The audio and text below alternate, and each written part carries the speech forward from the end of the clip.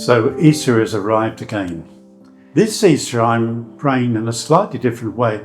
The scriptures are so beautiful. The Easter messages there are so deeply penetrating the human spirit. A lot of the Bible text, though, I must say, is about narrative. It's about geography. She moved to the empty tomb. They ran to the empty tomb. This one got there before the other, and all the rest of it. It's sort of like choreography a little bit. And although all that's significant because it paints the picture, if you take all the narrative out and you're just left with the words of the risen Lord Jesus and the words, direct words, the people he's with, then there's a very different way of looking at the scriptures. For instance, when I take the Bible and then I open up there on chapter 20 of John's Gospel. John's Gospel is a wonderful gospel to see these direct words that he gives to Jesus. And you come to the appearance of the risen Lord to Mary Magdalene. Words like, woman, why are you weeping? Oh, they've taken my Lord away and I don't know where they put him. Mary, Rabboni. So, can you see what I'm getting at? The direct words of Jesus and the direct words of those he's encountering as the risen Lord are very deep. And they demand a certain silence in between the words. Expression like Mary.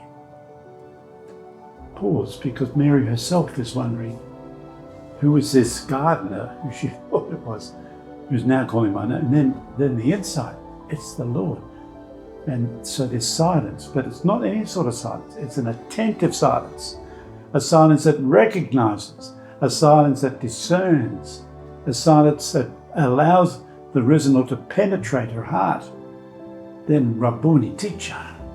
So I think that's something that's really significant. We could perhaps all of us do that in our reflections over Easter. It requires two things. First of all, that you find the Bible and that you open it and read it. And then allow yourself to read the scriptures without the narrative and put in the silence and allow that silence to be not just an emptiness of no words, but a penetrating silence of the Easter Lord speaking to you and speaking to all of us and in the church as we gather together in the community. Attentive silence, allowing the Lord to lead, reactivating our baptism. These are all expressions of what we call synodality, walking with God, allowing Jesus to lead us. A synodal Easter.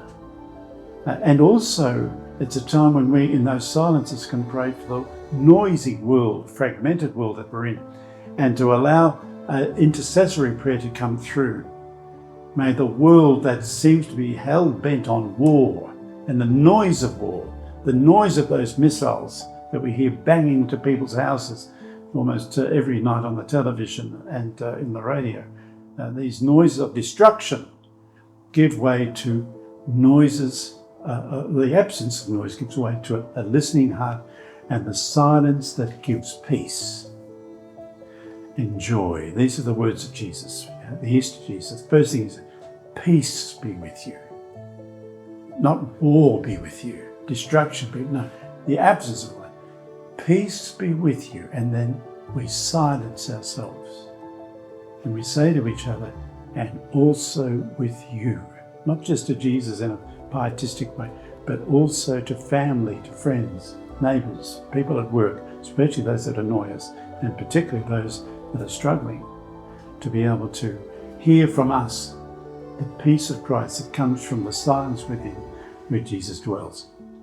I think if we do that, then all of a sudden it becomes a transforming experience, a transforming moment of being able to truly allow the Easter Jesus to take a deeper step in our lives. Of course, we're all trying our best, but now let God do something by us standing aside a bit and letting Him speak to us in the silence of Easter.